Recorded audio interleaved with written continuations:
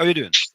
Right. I have the personal line right now Okay, as to what taking place within the thing. sure. So, ma'am, explain, introduce yourself to the Live Wall Street. Okay, so Hi, good night. so let me just tell you, you are live on WZY 95.9 FM in New York and New Jersey.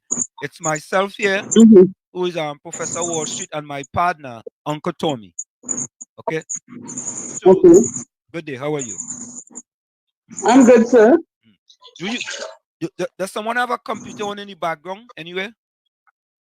Okay, No. No, uh, no, okay, that was my computer. I turned it off again. okay. All right, no problem. Okay, all right. So we are hearing a story coming out of Sangre Grande with respect to the police. Do you want to give us um kind of tell us, bring us up to date on what's happening? All right. Do you want me to start from the first instance? What took place? Yes, you can start from there. All right. So my 19-year-old son came home, right? And he showed me a video where the Sandy Grande task force was searching him. And when they searched him and took his picture, right? And then he went on to tell me that it's not the first time they've been harassing him and telling him that he's in a gang and all of that, right? So this day in question, the Thursday night, somebody happened to capture it on video, right? And they sent it to me. So when I saw they take a picture of him, that had me a little, bothered.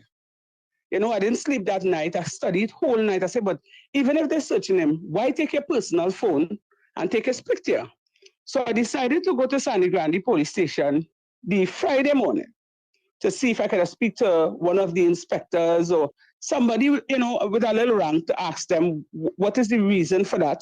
And if it is that my son is in a gang, I would want to know because I'm a working mother. I work in Port of Spain General Hospital and I don't be around. So, he doesn't know what your children doing. So if they have any information, share it with me so that I will know how to treat with the situation. Right? So I spoke to Officer Maraj. He's in charge of the task force unit, right? That is the person in charge of the officers that have been harassing my son. So he then took my number, my name, and my son's name, and he said he will give me a call. But something didn't sit right with me. When I watch him, I say, see you look like you will give me the runaround. Let me head to a professional standard of bureau. So I went down there, I spoke with one of the officers there. He took my complaint and he told me they just deal with protocol, so I'll have to go back to Sangre Grande. I said, okay. I went back to Sangre Grande. I asked to speak to the inspector. They told me none of the inspectors are there. They gave me the runaround because normally when you go to the station in Sangre Grande and you ask to speak to an inspector, they just block you one time. I say, all right, I would wait until after the carnival and I will try my best to see who I know to get onto any of the inspector. So on Juve morning, that was Carnival Monday morning, I was standing in Sangre Grande together with my son, his co-workers, and some of the neighbors in the neighborhood where we live. I saw the officers passing a line formation going up the street, and they spent a little while, and then they came back down. And when they came back down, I saw the officer, but at the time I didn't know he was the said officer my son was complaining about. Right? He walked in my son's direction, tapping the battle. He had the battle in his right hand and tapping it on his left hand. And he walked straight towards my son and took him with the battle in his throat. So when I saw that, because I wasn't far from my son, I came down the road to kind of monitor things, because I picture thing on my mind. So when I came down, when I saw that, I ran up on them one time and I said, but what did he do? I didn't see him doing nothing. What did he do? So the officer just hit him a battle one time in his belly, pull him towards him and start to beat him. And in a snap, he fling him like towards the rest of the officers and they surrounded him. And it was battle and kick. My son get kicked all in his groins, all in his back, all in his head. He get about 12 officers. About 12 officers were surrounding him, beating him, whilst the officer Cortez, right, holding me back. So I telling him, I said, that is my son, and I see what you do. You understand? I am his mother. The officer face changed when I said that. And then he started pushing me off and telling me he will arrest me for obstruction of police duties and calling me an ass and calling me an imps and thing. And I continue pressing on to get in there. And I stood there after a while helpless, and I watched these people and them beat my son on the ground. You hear what I'm telling all here? And I couldn't save him. When they pick him up and they handcuff him, the look on my son's face, it sent, at the moment I felt helpless. And the look that he gave me is like, Mommy, what do? You understand? And I felt so hurt to know that it's not the bandits and them who are attacking him. It's the police that are attacking him. And I can't even go to the police for help because it's the police who are doing it. So while we were there now, a neighbor who actually saw what happened, he came out from where he was standing and he confronted them. He said, well, officer, I see what you do the boy. You didn't have no right though, you beat him and all, they were lock him up too. Well, they started to beat that mister and they lock him up and they charge him with obstruction and resisting arrest, right? So when they decided to take my son to the station, I followed alongside them. When we went to the station, they searched them in the charge room. In the charge room, there's a big clear glass over the counter. So you could see behind the counter where they searched them. They searched my son, they searched the gentleman, and one or two other people that was there that wasn't involved in our altercation. And I saw they took out my son's cell phone and his wallet. The said officer who did the beating came and handed it to me with a smirk on his face. I said, okay, what is the next step now? Because you lock him up. What it is he have on him? He watched me. He said, come on from here, come on from here. You're making us that noise in the station. I said, I'm not moving, I'm not making no noise. I want to know what you lock him up for, what you beat him for. So another officer, I started quarreling, and another officer came and said, ma'am, here what's going on? It's best you leave and come back. After the juvie, they have a way, sometimes they just lock them up and they just let them go. I left, I stand up outside the station and never moved from there until the juvie finished about 10:30. I'm on an international call, stop it. When I do so now, when I went back to the station, I didn't see the officers that arrested him. I saw a female officer. So I asked her, I gave her my son's name and I asked her, what is going on with my son? She went and she took up the book and she told me that he's being charged for resisting arrest and having a knife on him. Well, I started quarreling, I started crying. I said, but I now see they searched my son there. He had no knife on him. You understand me? She said, ma'am, that is what in the book. So I said, okay. I went around, I tried to get a lawyer. And the Thursday to represent him in court. When he came out, right? No, when he came out, well, the magistrate charged him. When he came out, he said, Mommy, I was feeling real. I was in so much pain. He said, ask them to carry me to the hospital. They carry everybody and they didn't carry me. I said, really? I said, okay. So then we went after we went home, he take a shower, he lie down on the bed and he eat and thing. And then I said, look, let me have a little chat with him to give him a little pep talk because I see that his spirit is broken. You understand? Because he was embarrassed in front of his peers. He was brutally beaten by 12 officers, including Officer Cortez, right? He told me, he said, Mommy, I have something to tell you, like these people really wanted to do me something bad. And I said, what do you mean? He said, while he was there, he met up one or two fellas and they were talking and they started to introduce themselves to each other. And one of the young men said, wait, you is Jabari? He said, yes, I is Jabari. He said, what are you coming here for? He said, well, they say that resisting arrest and I have a knife. He said, no. He said, you were supposed to get a gun. So my son said, when he heard that, he belly started to boil. He said, what gun, mean hand, what gun? The young man said he heard the Officer Cortez and the other members of the task force planning. And they were saying, Jabari outside, Jabari outside. He out there, he out there. We gain him this gun here tonight. That is what my son said the young man told him. So the day for trial, they go into court. He said the boy went in before him, see the magistrate. I was in the lawyer office, so we was on a virtual thing in court, right? And I really heard the magistrate say about talk about somebody having a gun and they remanded. So I didn't even put the puzzle together. It's when he come home, he telling me the story. So he said, Mommy, you know, the same gun they alleged they was going to give me, you know, they ended up giving the fella and the fella started crying. He said, Mommy, I feel so sad. I started crying too. You understand? So that come and done there, the manager give him bail. We come out home and I decide I'm going to take to social media and let everybody know what I saw with my own two eyes, what Lamuel Cortez did to my son. If I wasn't there, I would have never gone to social media. I might have given him the benefit of the doubt. I might have said, you know, he was given trouble and the police apprehend him, you know, and I would have given leeway to that, right? So after that now, I started to make live on social media and TikTok. So let me ask and you, then people start. let me ask a quick Go question. ahead. Did you ever take your son? Did you ever take your son to see a doctor to the hospital? Yes, well, on the Thursday evening, right? The Thursday, no, not the Thursday. I think it was the Sunday. The Sunday. The Sunday, I took him to the hospital, right? Because he was complaining and a lot of back pain. So when I took him to the Sunday, not the hospital, the health center, they didn't see any marks of violence on his body. Because I explained to the doctor, she said, well, all the marks had already left. So, and then they said that the X-ray machine was down. So they can't do any X-rays. So she just prescribed painkillers for him, right? I said, okay, so I give him my own home remedy, the little saffron and whatever. And right now he's still on painkillers, right? So he came now and he told me, he said, Mommy, I'm still getting headaches and I'm still getting pain. So I told him yesterday, I said, well, when you come from work, I'll try to come up early and I will take you to the hospital for you to do a follow-up. So yesterday morning now, while I was on my way to Port of Spain, I got a phone call that he was, some fellas jumped him in Sangre Grande, right in front of the station. Two fellas came out of a car and they started to beat him. One had a knife.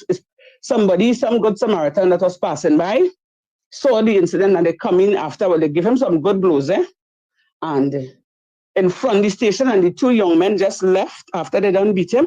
They went in the station, walk and signed they signed the copybooks, because when you do wrong in the court, you have to go and sign, right? On certain days, they went and signed the copybook and they come back out normal. He said police was in front of the station, they saw what happened and nobody intervened. Wait. Let me understand this. Two individuals jumped out of a car, beat your son, went in the police station, signed the books, and came back out and nothing. They weren't apprehended or anything. Nobody wasn't apprehended. So when he told me that, I was on my way to Portisfield, close to Portisfield.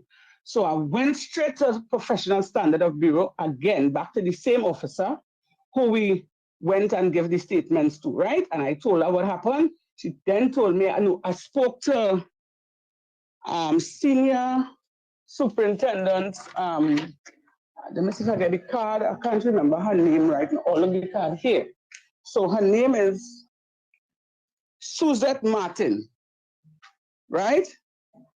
Woman, Senior Superintendent of Police, right? I spoke with her.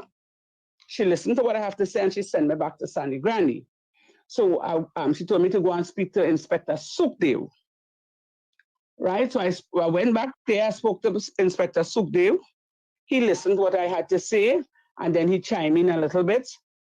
But while I was sitting there, I'm a very observant person. Now, something happened in front of the station. You all have footage from end to end.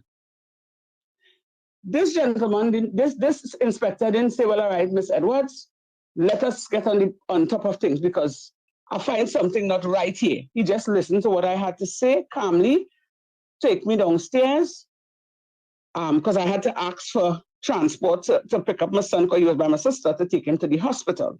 So they took me to the hospital with my son. The officers and them wait like about an hour and a half. They left us there seeking medical attention. So while my son was seeking medical attention, I came out of the hospital to get something for him to eat. So I know the two fellas that jumped my son, and my son, because he showed me pictures of them, right? And I know them very well by seeing them. The two young men passed up the road, they passed, when they turned the car, they passed back down, and one of them showed me a gun. I called 999 patrol, right? E999, sorry. And I told them of the incident. Nobody came back. They just called me and tell me if anything happened, give them a call. But straight, you know what's funny about that? Because we was in constant communication with with Miss Edwards here. And we would have called 999 the same way. We would have called the station and we'd have get some information from police officers who are friendly to us. And they would have tell us, call the network. You understand? A beating that take place within the front of the station. The two police officers, what she didn't tell us, the two police, she was accompanied with police officers and they leave she in the hospital.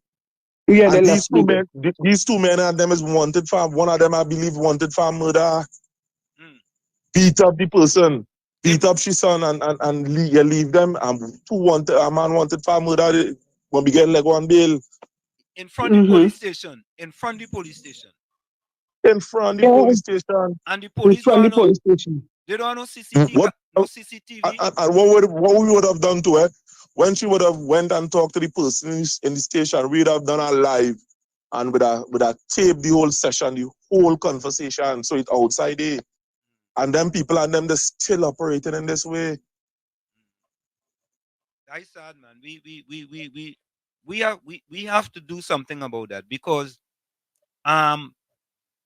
it just appears to me, right, just from listening to the discussion, that there is something in there somewhere. Why are they targeting your son? That's my big question. Why is your son being targeted? Well, because I came on social media and I said prior to that. Prior to that. Wall Street, yeah. It has some certain things that we can't disclose on this network because, I mean, we could go into the intricate part in which they would have offered certain members within that community, police members, we could say it as that. Certain people would have made certain offers to them and when they blanket and say that they don't want to sell drugs to them. They don't want to do this. You understand? They started operating a particular way.